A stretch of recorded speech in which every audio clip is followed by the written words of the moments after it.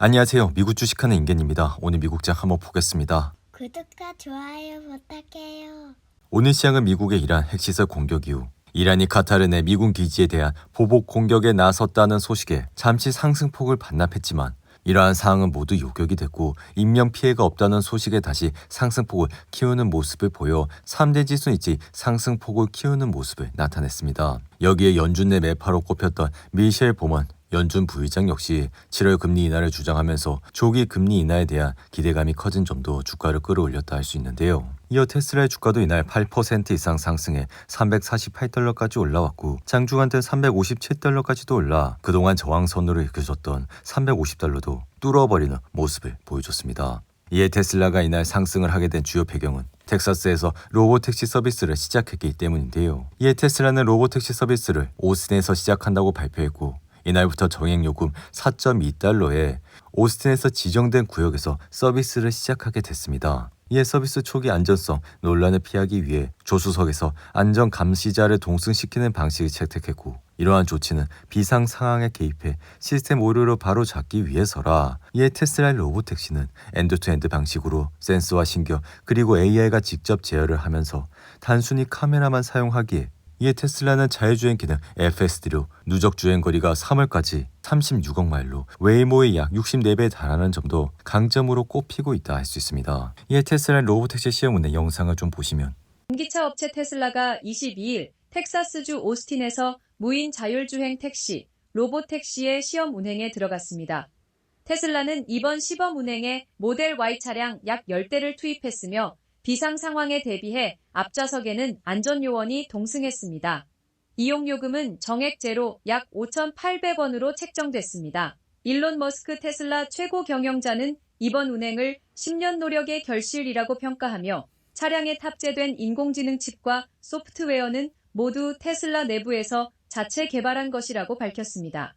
전문가들은 이번 시험 운행에 대해 끝의 시작이 아니라 시작의 끝이라고 평가하며 로보택시 기술의 상용화까지는 여전히 수년 또는 수십 년이 걸릴 수 있다고 전망했습니다. 다만 구겐하임은 로보택시 행사는 비교적 특별한 것은 없었고 테슬라의 로보택시 출시에 있어서 특별한 것이 없는 것은 좋은 결과라며 이에 테슬라는 로보택시를 출시를 앞두고 텍사스의 민주당 의원들과 공공안전시민단체들이 서비스의 연기를 요구해 반발해 주가는 잠시 흔들리는 모습을 보였지만 이번 로보택시 발표로 인해 다시 주가는 크게 올라가는 모습을 보여줘 오늘 내의 저항선이 350달러를 뚫게 된다면 다시 한번 테슬라의 주가는 좋은 흐름세를 이어갈 가능성이 굉장히 높다고 생각이 드는데요. 다만 이날 단기 급등으로 인해 오늘 밤엔 차익 매물 실현도 나올 수 있어 이러한 현상이 나온다고 해도 우리는 크게 놀라울 리는 아니라고 생각이 듭니다. 이어 엔비디아 역시 이날은 소폭 상승을 하면서 올라가고 있는 모습을 나타내고 있고 이날 엔비디아의 상승엔 주요 배경은 없었지만 여전히 글로벌 시장에서 인공지능의 수요는 점점 높아지고 있다 생각이 드는데요. 이에 지금은 민간을 넘어 국가 주도의 소버린 AI까지 주요 정책으로 나오고 있기에 국내에서도 챗GPT가 있는데 소버린 AI를 왜 개발하냐 낭비다라는 말은 베트남이 쌀을 많이 생산하는데 농사를 짓냐 사 먹으면 되지라는 얘기랑 똑같다는 얘기도 나와 결국에는 국가들이 이러한 소버린 AI를 만들겠다는 말은 즉 다른 국가에 종속되지 않고 독자적인 인공지능을 구축하자는 의미로 해석을 할 수가 있습니다. 이에 국내뿐만 아니라 다른 여러 국가에서도 지금은 AI를 투자해 인공지능 사업을 키우고 있고 이러한 이유는 인공지능의 산업적 가치와 영향력이 높아질수록 무게화될 가능성도 커지기 때문에 결국에는 앞으로 모든 국가들이 인공지능에 투자를 해야 된다고도 생각이 드는데요. 이에 따라 모든 국가들이 AI를 구축하기 위해 필요한 것은 컴퓨팅 인프라와 인재개발, 제도적 기반이라 우선 생성형 AI 모델을 개발하기 위해선 모델을 훈련시키기 위한 GPU, 즉 엔비디아 블랙의 칩셋이 필요하고 그리고 엄청난 전력 자원도 필요해. 즉 이러한 말은 AI 모델을 개발하고 구동하기 위한 데이터 센터와 전력 발전소가 필요하다고 할 수 있습니다. 이로 인해 유럽연합도 인공지능 시대에 과감한 투자와 법 제어를 통해 주도권을 확보하려고 하고 있고 인베스트 AI를 통해 4개의 AI 기가 팩토리를 유럽 각지에 설립하고 이에 프랑스는 소버린 인프라 AI 구축을 주도권을 위한 투쟁을 지칭해 프랑스 기업 미스타렐은 엔비디아와 협력해 18,000개의 GPU를 도입하겠다고 발표했고 독일의 도이체텔레콤은 2027년까지 GPU 10만 개를 도입하는 것을 놓고 디지털 주권에 대한 중요한 단계에 있다고 말해 결국에는 이러한 말은 엔비디아 블랙의 칩셋의 수요는 끊임없이 증가하고 있다는 것을 뜻한다 할 수 있습니다.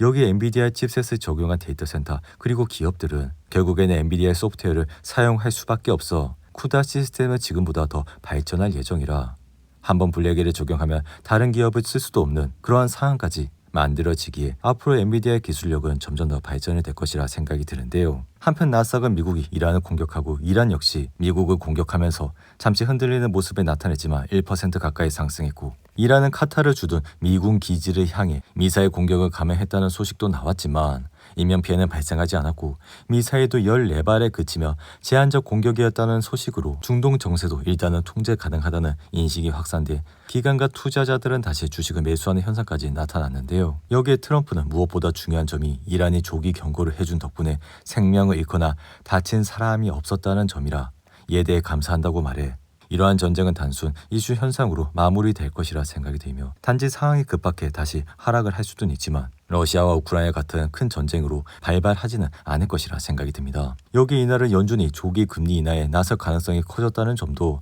증시를 환호하게 했고 미셸 보우먼은 인플레이션 압력이 억제된 상태가 유지된다면 다음 통화 정책에서 금리 인하도 지지할 수 있을 것이라 밝혔는데요. 이에 트럼프 행정부의 관세 정책과 관련해서 올해 물가에 일정한 영향을 줄 수는 있겠지만 미국 경제 회복력으로 인해 그 영향은 일시적이라 만약 인플레이션이 계속 완화되고 상승 압력이 특정 품목에 국한된다면 이를 통화 정책 외에 반영해야 된다고 강조했습니다. 하지만 개인적인 생각은 7월에 나오는 6월 CPI를 확인해야 된다 생각이 되며 단순히 생각해도 6월 CPI는 5월 CPI보다는 훨씬 높을 것이라 생각이 드는데요. 이어 팔란티어의 주가는 이날도 1% 이상 상승해 139달러까지 올라왔고 장중한 때는 142달러까지도 치솟아 다시 한번 상승세를 이어가고 있는 모습을 나타내고 있습니다. 이에 팔란티어의 주가는 계속 상승을 하고 있고 한 달간 약 10%, 올해 들어서는 80%가 넘게 폭등을 하고 있어 이에 따라 시총도 3,337억 달러로 늘어나 이제는 미국 시총 24위까지 올라온 모습을 나타내고 있습니다. 이에 팔란티어는 지금 중동 특수 이외에도 미국 정부와 계약을 연이어 성공시키고 있기에 최근 국토안보부 그리고 보건복지부와 같은 최소 4개 정부 기관에 소프트웨어 플랫폼을 공급한 것으로 알려져 여전히 연이어 급등함에 따라 고평가 논란도 나오곤 있지만 이러한 고평가는 실적이 반영되는 모습을 나타내고 있기에 앞으로도 팔란티어는 좋은 흐름세를 이어갈 가능성이 높다고 생각이 드는데요. 그리고 팔란티어가 뜬금없이 이렇게 10% 가까이 빠지는 날은 팔란티어를 좋은 가격에 매수할 수 있는 날로 앞으로도 이런 날은 찾아올 것이라 이러한 기간 때 우리는 팔란티어를 모아가면 된다고 생각이 듭니다. 한편 스테이블 코인 점유율 2위 USDC 발행사 서클은 이날도 급등세를 타며 263달러까지 올라왔고 장중한 때 298달러까지도 올라가 상장 이어 폭등세를 이어가고 있는 모습을 나타내고 있는데요. 이에 서클은 지난주 상장되자마자 지니어스 법안 바람을 타고 주가는 8배 이상 치솟았고 시총 1위인 테더가 중국계 블록체인을 기반으로 운영된 것으로 알려져 미국 정부가 자국 기업이 발행하는 USDC를 통해 암호화폐와 달러 스테이블 코인 패권을 유지하고자 할 것이라는 예상 속에 기관과 투자자들의 기대가 높아 주가는 연이어 폭등세를 이어가고 있습니다. 이에 개인적인 투자 방식으로 이렇게 상장한 주식에 몰빵을 하진 않아. 그러한 이유는 상장된 이후 1년간은 주가가 큰 변동성을 가지기에 개인들이 투자하기에는 위험성이 높아. 만약 여러분들이 이러한 모멘텀 투자를 좋아한다면 이러한 기업은 소량으로 투자를 하면서 앞으로 주식시장의 경험을 쌓는 느낌으로 투자를 하시면 좋을 것 같은데요. 이어 주식시장의 피어 앤 그레드 지수는 57로 마감해 지금 시장은 굉장히 안정된 상태를 보여주고 있고 만약 이러한 수치가 극도의 환호 상태 즉 75 이상이 된다면 그런 기간대 주식 투자를 하는 것을 추천드리지 않는다고 말씀을 드렸습니다. 이에 우리는 이러한 데이터를 보면서 극도의 공포 즉 시장이 모두 두려움을 겪을 때 좋은 주식을 많이 모아가고 이러한 기간대는 그동안 모았던 주식이 올라가는 것을 즐기기만 하면 된다 생각이 드는데요. 오늘도 8분이 넘는 긴 영상 끝까지 시청해 주셔서 감사하고요. 가시기 전에 구독과 좋아요 잊지 마시고 그럼 저는 다음 영상에서 찾아뵙겠습니다. 감사합니다.